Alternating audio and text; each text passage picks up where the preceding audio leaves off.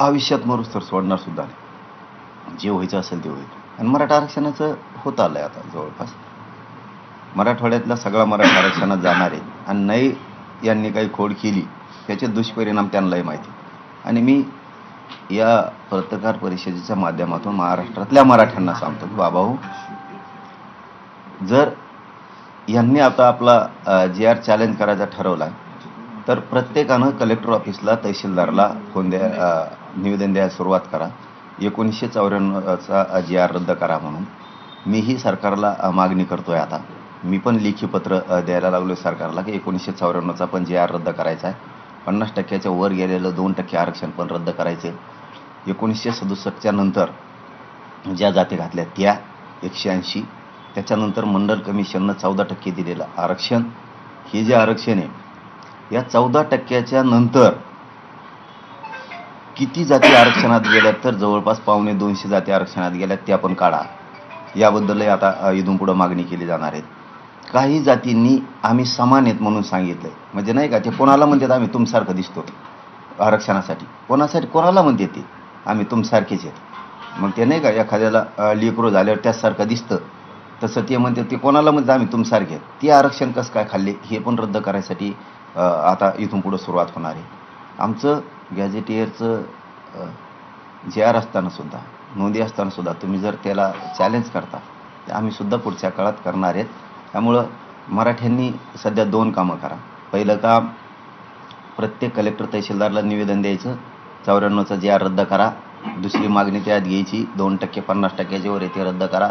त्याच्यात तिसरी मागणी घ्यायची, ज्या बोगस जाती आरक्षणात घातल्यात मंडल कमिशनच्या नंतर 14%च्या नंतर गेलेलं जाती ह्या सगळ्या बाहेर काढा. चौथी मागणी घ्यायची, प्रगत जाती पण सगळ्या बाहेर काढा.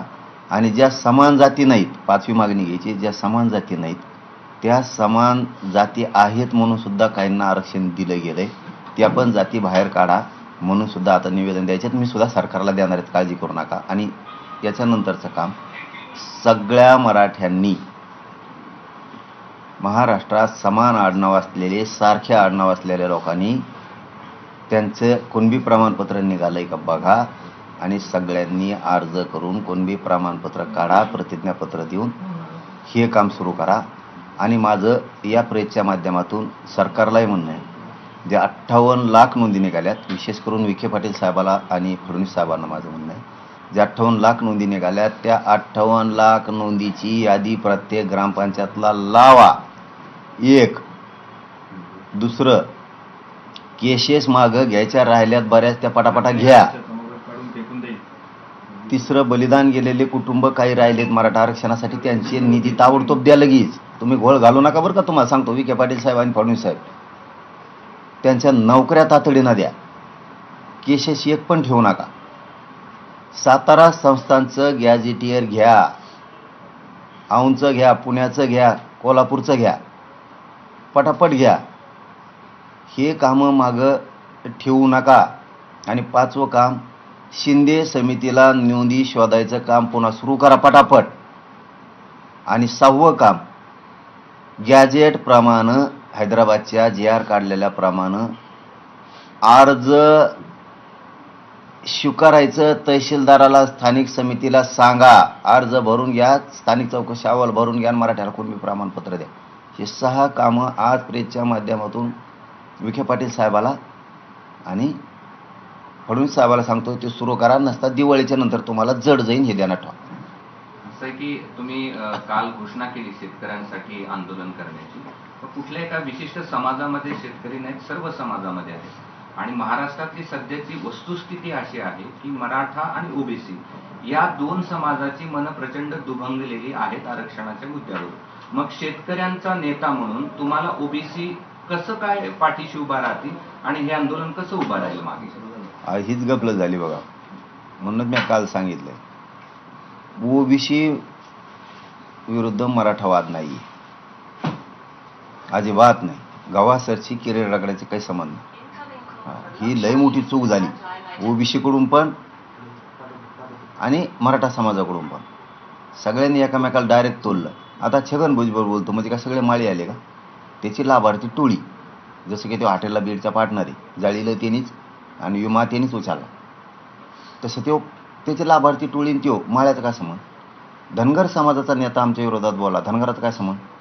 त्याची लाभार्थी टोळी आणि त्यो. नाही नाही, हे सत्य आहे, हे सत्य आहे. नेत्यांना थोडंच आरक्षण आहे, सर्वसामान्य लोकांना आरक्षण नाही. त्यांचं म्हणणं आहे मराठ्याला आरक्षण मिळावं, हे खरं आहे. हे गफलत केल्या आणि आता करायच्या नाही इथून पुढं. एखाद्या जातीचा बोलतो त्याला आपण डायरेक्ट ओबीसीत लावून टाकतो. 350-400 जातीचं काय संबंध त्याच्यात?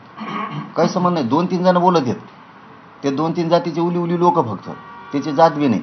हे आता बाजूला काढायचे, हे फरक करावा लागेल. आणि मराठ्यांनी जे बोलतो ना त्यासाठी सगळं ओबीसीला दोष द्यायचा नाही इथून पुढं, आणि ओबीसीनं मराठ्याला दोष द्यायचा नाही. बाकीच्या जाती धरा ना, 350-400 जाती, हे 1-2 जाती द्या सोडून. त्या जातींना आता आपण टार्गेट करायचं, ज्या जाती बोलतात किंवा ज्या जात नाही त्याचा नेता, फक्त नेता. जातीचा संबंध नाही. जात आम्ही सोबत येते एकमेकासंग गावात. फक्त हे बोलायला पाहिजे होतं मागच, ते बोलण्यात नाही आलं, लवकर डाव लक्षात नाही आली. हे छगन भुजबळ ते काय करत, ओबीसी नावाखाली राजकीय स्वार्थ साधून घेते तर मोकळे होते. आपण ओबीसी म्हणत राहतो, त्यात गरीब ओबीसीचा चंभार कोंभार तुम्हाला सांगतो, सुतार लोहार ढोवार कायकाडी लमानी लिंगायत रजपूत असे जैन मारवाडी ब्राह्मण असे शेकडो जाती सांगतो, धोबी परीट सुतार, ज्या काय जाती असतात ना ह्या 200-300 लय घेणं देण्याचं येणं राव यांना. धनगर माळी विनाकारणच ओबीसी म्हणून हे नेते करतात. नाही आता हे नेता, फक्त नेता आणि त्याचे लाभार्थी टोळी तेवढीच जात, आता बाकीच जात नाही. नाही आता मी आता याच्यात नवीन आहे, शेतकऱ्याच्या याच्यात संकटात सापडलाय. मी स्पष्ट सांगितलेलं आहे, धनगर मुस्लिम आरक्षणासाठी मी लढणार, पण माझा ज्वलंत मुद्दा मराठा आरक्षणाचा संपल्याच्या नंतर. शेतकऱ्यासाठी सुद्धा लढणार, माझा ज्वलंत मुद्दा संपल्यावर. पण अचानक संकट उभा राहिलं शेतकऱ्याचं, मग का बोलायचं नाही का? म्हणून आता काय करतो आम्ही, दिवाळीपर्यंत सरकारला सांगितलं, त्यांनी केलं तर हाई. नसतात दिवाळीच्या नंतर एखाद्या पठाणाला महाराष्ट्राची बैठक लावतो आम्ही. त्याच्यात शेतकरी संघटनेचे सगळ्या अध्यक्ष पदाधिकारी, त्यांचे अभ्यासक, त्यांचे जुनेसुद्धा माणसं म्हातारे खूप आहेत, त्यांच्यात वयानं झालेले ते, यांना सगळ्यांना आव्हान करून एका जागेवर बोलवतो, कोणत्या दिवशी तारीख डिक्लेअर करायची आंदोलनाची. पण हे आंदोलन असं होणार, मग ऐतिहासिक होणार, निर्णायक होणार, आणि शेतकऱ्याला 100-200 वर्षात जे न्याय मिळाला नाही ते मिळणार. हमी भावासाठी लढणारा तुकडाच पाडणार त्याचा, पुन्हा नाही. कर्जमाफी सगळी मुक्तीसाठी, कर्जमुक्तीसाठी होणार. नुकसान भरपाई 100% होणार. पीक विमे 5-6 वर्षापासून मिळाले नाहीत, त्याच्यासाठी पण ही फाईट होणार आहे. ही खूप मोठी लढाई होणार आहे. त्यांनी त्या 3 ट्रिगर बसवले त्याच्यावरती, त्याच्याबद्दल होणार आहे. शेतकऱ्यांना नोकरीचा दर्जा द्या म्हणून पण होणार आहे. शेतकऱ्यांना पेन्शन द्या म्हणून बी लढा होणार आहे. त्याच्या दुधाला भाव नाही, त्याच्या फळाला भाव नाही, त्याच्या कशाचाच भाव नाही. अनेक जे आता त्या बैठकीत सांगते ना, या मागण्या करायच्या म्हणून हे विषय. बलिदान जे कुटुंबाने आत्महत्या केल्या शेतकऱ्यांनी, 70-80 हजार आत्महत्या असते. वाटोळ झालं ना, या जो मरण्याच्या जागा पडल्यात ना मोकळ्या, कशाला जागा काढानं भरून द्या. शेतकरी देशाला राज्याला पोषितो ना, सरकार शेतकरी जाणतो ना, द्या नोकऱ्या आत्महत्या केलेल्या कुटुंबाला.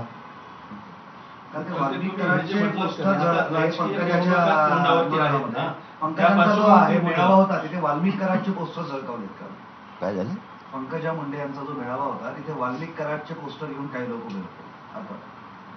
ते आणले असते कोणी? चष्मा. सांगा ना स्पष्ट. त्याला काय स्पष्ट, त्यांना कळत नाही का? ते पूर्वी लक्षात येतं ना तिच्या तवात कोण घेऊन येते. चष्मा पुढं घालून आणतो, चव घालायचं. बापाच्या जागा कामाला डाग लागला पाहिजे ना, मग कोणी लावायचा? यायचं चष्म्यावाल्याने घेऊन 10-5 जण लारडा करायला लावायचा, चांगल्या लोकांना डाग लावायचा. धनंजय मुंडेंनी करायला लावला असं तुमचं? मी काय म्हणू, आम्हाला काय करायचं? दादा आहे ते, रक्त हातून रक्तानं भरलेले असते. दादा आहे. धनंजय मुंडे काल असं म्हणाले की मराठा समाजाला आरक्षण दिलं आम्हाला आनंद आहे, पण आरक्षण म्हणजे ओबीसी मधून देऊ नका, त्यांना ओबीसीतून का घ्यायचंय? तुम्ही कायला घेतलं बंजारा समाजाचं? कायला घेतलं? लोकांच्या लेकराची नरडी फोडून खायला जमते का?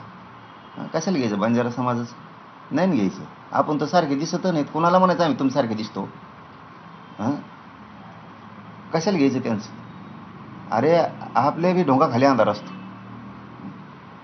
कशाला रे लोकांच्या काड्या करतो? आणि मराठी जे बरे झाले ना, आता आणखी शाने होते बीड जिल्ह्यात, लय चांगलं झालं. वाक्य असं होतं, मराठा समाजाला आरक्षण दिलं मला आनंद आहे, मात्र काही जणांना ओबीसीचंच आरक्षण खायचं आहे म्हणून तुम्हाला डोला लावला. मला काय बोलवतो म्हणा ह्या की नाही, मला टोला लावायला आणि त्याला आम्हाला ओबीसीचं खायचं आणि तू काय खातोर बंजारा समाजाचं? तू दिसतो का त्यांसारखा? कोणाला म्हणतो मी तो यासारखा दिसतो? आम्ही एकच. तुम्ही तसे दिसता का? त्यात पुढे काही जण म्हणाले मुंडे साहेबांचं सर्व संपलं, मी शांत राहिलो, काही केलं नसताना मला शिव्या खाल्ल्या, मला टार्गेट केलं काही लोकांना. तू माया नादी लागू नको. आणि त्याचा प्रश्न मला विचारू बी नका, तुम्हाला खरं सांगतो. त्याला एकदा सांगतो माया नादी लागू नको, आणखीन तू आले देवावर होईन मग. तुला मी क्लिअरच सांगतो, शहाणपणा करायचं नाही. तू तुपलं नीट राहायचं. तू दादा फादान मी असले मोजीत नसतो. रक्ताने हात भरलेल्या लोकांनी माझ्या जातीवर बोलायचं नाही, माझ्यावर बोलायचं नाही. तू जर माझ्या नादी लागला इथून पुढं तर तुला सांगतो मी दोघाचा बाजार उठीन तुमचा. परत परत क्लिअर सांगतो. तसलं ते ताकाला जाय आणि ते गाडगं लपव तसले धंदे नसतात मायापाशी. शक्य म्हणजे माझ्यासंग खेळू नको. तू चांगल्या चांगल्या नेत्या संग घे. आणि तो यामुळे अजित पवार सुद्धा कार्यक्रम लावीन मी जर तरायला लागलो ना, मी जातीला एवढा कट्टर मानणार आहे की तुम्ही काहीच नाहीत. मग ऐकून घेतोय, शहाणपणा करायचा नाही उगाच. आणि मराठ्यांनी बी बरं झालं डोळे उघाडे. करा मोठं, पळा ना मराठ्या, हो पळा त्याच्या मागं. आता कोण कोण तिकडून उभा राहत आहे ना, बघतोच ना आम्ही बी. आता जेव ज्याच्या ज्याच्या प्रचाराला येईन ना ते शिटच पाडितो आता आम्ही. मग मराठ्याचं जरी असलं तरी पळा पळा त्याच्या मागं पळा. अरे आपल्या लेकराला आरक्षण द्यायला विरोध करायला येते, लाज वाटलं पाहिजे तुम्हाला मराठ्याला. त्यांचं कोण काम करता? धनंजय पंकजा मुंडेचं वाक्य आहे, आमच्या ताटातलं घेऊ नका. अच्छा, म्हणजे तिकडे त्यांना नाही मोजी. नाही, पण ते स्पष्टच म्हणते ना, आमच्या ताटातलं तुम्ही खाता. तुमचं तुम्ही लोकांच्या ताटातलं खातात वर बटून. आणि तुम्ही लोकांना शिकायला लागले की ज्ञान, स्वतः तरी तेवढे शहाणे पाहिजेत. तुम्ही त्या बिचाऱ्या बंजारा समाजाच्या 5% जागा खाल्ल्या राव, वाटोळ करून टाकलं. स्वतः सुधरून घेतलं आणि लोकांचं वाटोळ केलं. आणि तुम्ही काय ज्ञान शिकायला दुसऱ्याला? लक्ष्मण हाकेंचा एक प्रश्न आहे की EWS, SC, BC आणि आता OBC एकाच समाजाला किती ठिकाणी आरक्षण देणार? तरी हा उठाव होत नाही. कोणाचे हे प्रश्न ना काही चरी जो नाही थांबा ना जरा. असल्याला नाही मोजीत मी. चल नाही पण त्यांचा प्रश्न, अरे दिलं ना उत्तर, मोजीत नाही मी. चल OBC. चला घ्या पुढं घ्या. ते धनंजय मुंडेंनी कट ऑफ लिस्ट सांगितली काल की ओबीसीची कट ऑफ लिस्ट जी आहे ती 485 आहे आणि EWS ची कट ऑफ लिस्ट 450 आहे. म्हणजे 485 घेऊन नापास झालो आणि जर 450 घेतले असते तर पास झाले असते. कुणाला फसवताय? तू किती हुशार आहे, काय आहे सगळं माहिती आहे. तुला पुन्हा एकदा सांगतो मी, दुसरी बारी. आता तू माह्या नादी लागू नको. शहाणा असशील तर आणखीन तो हातातून वेळ गेलेली नाही आणि तुमच्या दोघाच्या पण गेलेली नाही. माह्या आणि माह्या जातीच्या तुम्ही आणखीन तरी नादी लागू नका. छगन भुजबळचं ऐकून तुमचा लई देवारा होईन. तुम्हाला सांभाळायला वाचायला कोणी येणार नाही. तो हो राजकीय करिअरचा एवढा देवारा करून टाकतील. तुला नादी ते ना आता ते छगन भुजबळ ते आणखीन तुम्ही कोण कोण माकडा आणतात तिकडे बिडात मिळतात सगळं माहिती आहे मराठ्यावर बोलायसाठी. तुम्ही मराठीच्या माया नादी लागू नका. तुमचा लय बेकार होईल. तुमचं नामोनिशान जाईल राजकारणातलं, नामोनिशान. आणखीन तुमच्या हातून संधी गेलेली नाही. तुम्ही फरक सांगू नका, आरक्षणावर बोलू नका. कारण तुम्हीच लोकांचा खातात आणि तुम्ही कोणाला म्हणता आम्ही तुमच्यासारखे दिसतो आणि तुम्ही आरक्षण खात. त्याच्यामुळे तुम्ही माया नादी लागू नका, समाज लागू नका. आणखीन बी हुशार व्हा. पण तुम्हाला आता ठरवून टार्गेट केलं जातं, म्हणजे तुमच्या विरोधात बोलल्या जाते. तुम्ही आतापर्यंत जी भूमिका मांडली त्याच्या विरोधात भूमिका मांडण्यात येते आणि मेळाव्यांमध्ये मांडण्यात येते. संपून जातील मराठी, संपून टाकतील त्यांना. ते ज्याच्या प्रचाराला येतील ते शिरबी पाडीतील मराठ्याचं जरी असलं तरी, आणि त्यांनाही पाडून टाकतील. आता मराठी हुशार झाले आणि मराठ्यांनाही सांगतो कडवट राहायचं आता. ते बोलत येत आणि गप्प बसतात आणि निवडून आल्यावर मग म्हणतात आलो कोणी निवडून आम्ही. मधल्या काळात गप्प बसतात. मराठीला वाटतं जाऊ दे आता सोडून दिलं रे, आणि मराठीचं मतदान करतात त्यांना. आणि पुन्हा मराठ्याला डोची देत आलोत का नाहीत निवडून. त्याच्यामुळं आता ते बोलले नाही एकदा तर त्यांचा खोटा चुपटी जायचा. आता गोड बोलले तरी पण त्याच्यानंतर आता तुम्हाला पुढं कळन कसं होतं. तायवाडे असं म्हणतात की मनोज जरांगेंनी मुंबईमध्ये जे आंदोलन केलं होतं तेव्हाच म्हणाले होते की हैदराबाद गॅजेट लागू झालं. संपूर्ण महाराष्ट्राने हे सगळं ऐकलं आणि आता पुन्हा दिवाळीपूर्वी हैदराबाद गॅजेट लागू करा असं म्हणणं अशी स्थिती अतिशयोक्ती आहे. अरे बाबा, प्रमाणपत्र वाटप करा म्हणलो म्हणा, नीट ऐका जा. वयानुसार असं नका करीत वेळेवणी. मी मानतो हो तुम्हाला, त्यांना उत्तर दिलं नाही मी आत्तापर्यंत जिंदगीत कवा. त्यांनी समजून घ्यावं मनाने, वयस्कर आहेत ते, ज्येष्ठ आहेत, त्यांना उत्तर दिलं 2 वर्षात म्या नाही दिलं. अरे वाटप करा म्हणतो प्रमाणपत्र पाटापाटा, कमी येड्यावून करतात काय माहिती हो. बरं, आता निवडणुका तोंडावर आहेत स्थानिक स्वराज्य संस्थांच्या आणि तुम्ही शेतकऱ्यांचे प्रश्न उचलले, तर निवडणुकीच्या पार्श्वभूमीवर काय सांगणं आहे तुमचं सगळ्या शेतकऱ्यांना? सगळ्या मागण्या मान्य होऊस्तर शेतकऱ्यांनी कोणाच्याही सभाला जायचं नाही, प्रचाराला जायचं नाही. आपल्या गावात, जिल्ह्यात, महाराष्ट्रात राजकीय नेत्याची सभा होऊ द्यायची नाही. या मागण्या एकदा तुकडा पाडायचा म्हणजे 50-60 वर्षे बिनफिकीर आपण, टेन्शन नाही 100 वर्ष. एकदाच असा तुकडा पाडायचा की सगळ्या मागण्या पदरात पाडून घ्यायच्या. एका घरातून 1 ते 2 माणसं आंदोलनाला द्यायचे, पण आधी बैठक घेणारे मी नंतर ठरवणारे. बरोबर अगोदर बोबाटा नको, कारण ते शेतकरी संघटनेत लोक येत का नाही येत का ते बघावं लागेल ना. त्यातलं ज्ञान आपल्याला कमी आहे. ते त्यांच्याजवळ वडातडी सुरू झाली तर काय शेतकऱ्याला न्याय मिळणार आहे. आणि मला त्यातलं मग एवढं माहिती नाही आणखीन. मी कट्टर आहे, विकणार नाही, फुटणार नाही, मॅनेज नाही होणार. टाईट लढाई लावून तरी टाईट ती. चाक सुद्धा इकडे राज्यात फिरून देणार नाही. आणि वेळ आली तर महाराष्ट्रात एक मंत्री राहणार नाही, सगळे दुसऱ्या राज्यात गेले दिसते राहायला तुम्हाला. निवडणुका फोडणुका काय होणार, होऊन बी देणार. हाके म्हणतात की नांदेडमधून ओबीसी जोडो अभियान सुरू करणार आहे. अरे दुसरं काहीच नाही आपल्याजवळ. तुम्ही आता बोलायला लागलात हाकेंवर, पूर्वी बोलत नव्हता. पुढं बोलतोय कोणावर, कोणाला महत्व ते तुम्ही काय बोलू. तुम्ही उगा विचारतात काय होतं. हा बघ तुम्हाला क्लिअर सांगतो आजच्या दिवसाला, ज्याला लय प्रसिद्धीची हवे जातीपेक्षा अशा लोकांना महत्व नका द्यायचं. जातीपेक्षा आपल्याला संरक्षण मिळावं, आपण टाईट दिसावं, आपण लोकात 10-5 पोलीस आपल्या मागं पुढं दिसावं, मग ते ट्रुक बेनकी चालले आपण चालावं. आणि जातीच्या प्रश्नाचा द्यावा राहावा. आणि एवढं जातीसाठी लढे असतं तर आत्ता त्या धनगराचं कल्याण होऊन बसलं असतं, ते दिलं सोडून.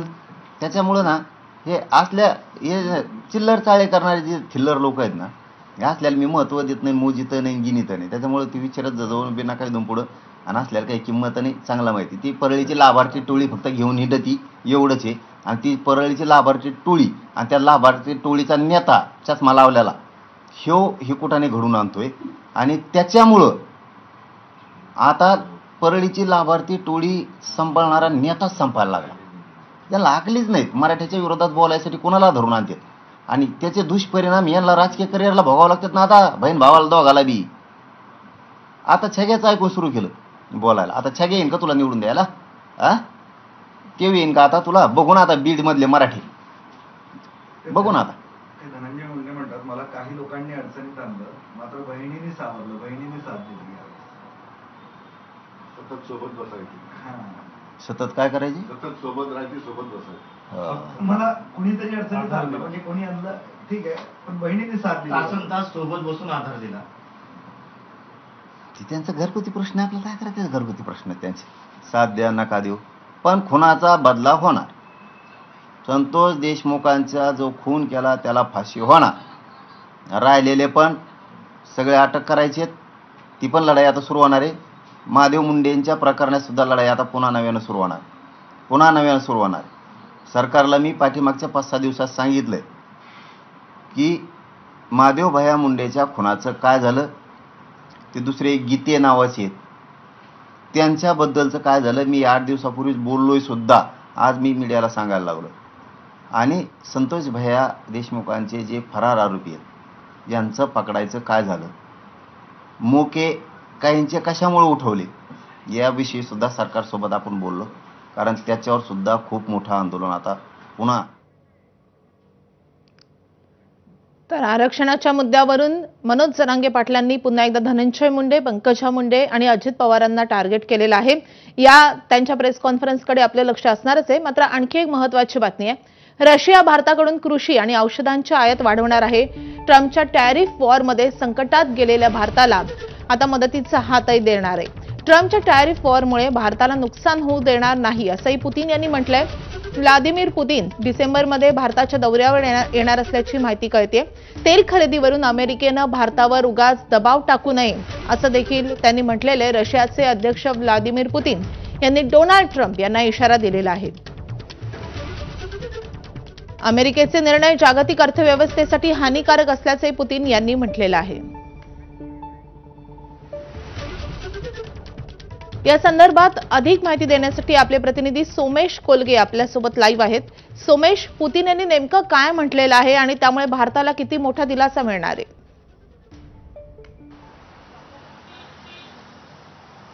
रशिया टुडे हे जे रशियन सरकारचं अधिकृत मुखपत्र आहे, यांनी दिलेल्या बातमीनुसार व्लादिमीर पुतीन हे एका प्लेनरी सेशनला ॲड्रेस करत होते सोचीमधल्या, आणि त्या ठिकाणी पुतीन यांनी भारताच्या बाबतीत अशा प्रकारचं ह्युमिलिएशन हे अमेरिकेने करण्याचं काही कारण नाहीये. भारताने कुठून पेट्रोल घ्यावं याविषयी त्यांच्यावर दबाव टाकला जाऊ नये, आणि त्यापुढे जाऊन जर टॅरिफ वॉरमुळे भारताचं नुकसान होणार असेल तर भारताकडून मोठ्या प्रमाणावर आयात करण्यास रशिया तयार आहे, अशा स्वरूपाचं विधान केलेलं आहे.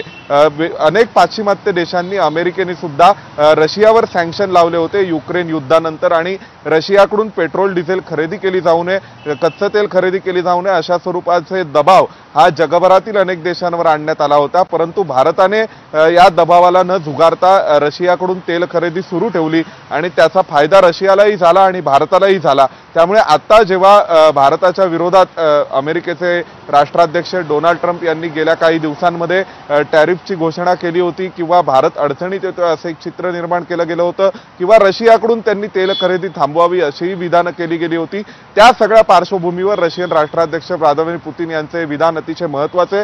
या वर्षा अखेरीपर्यंत व्लादिमीर पुतीन हे भारत दौऱ्यावर येणार आहेत असंही आहे, आणि पुतीन यांच्या विरोधात युक्रेन युद्धानंतर सगळ्या जगभरात सँक्शन असताना भारताच्या दौऱ्याला एक वेगळं महत्त्व आहे. कारण रशिया युक्रेन युद्धानंतर व्लादिमीर पुतीन हे पहिल्यांदाच भारताच्या दौऱ्यावर येणार असतील. त्यामुळे जेव्हा भारताला अडचणीत आणण्याचा प्रयत्न होतोय किंवा कॉर्नर करण्याचा प्रयत्न पाकिस्तान आणि अमेरिकेसारखे देश करत असताना रशिया मात्र भारताच्या सोबत उभा राहिलेला आहे असं चित्र पाहायला मिळतंय.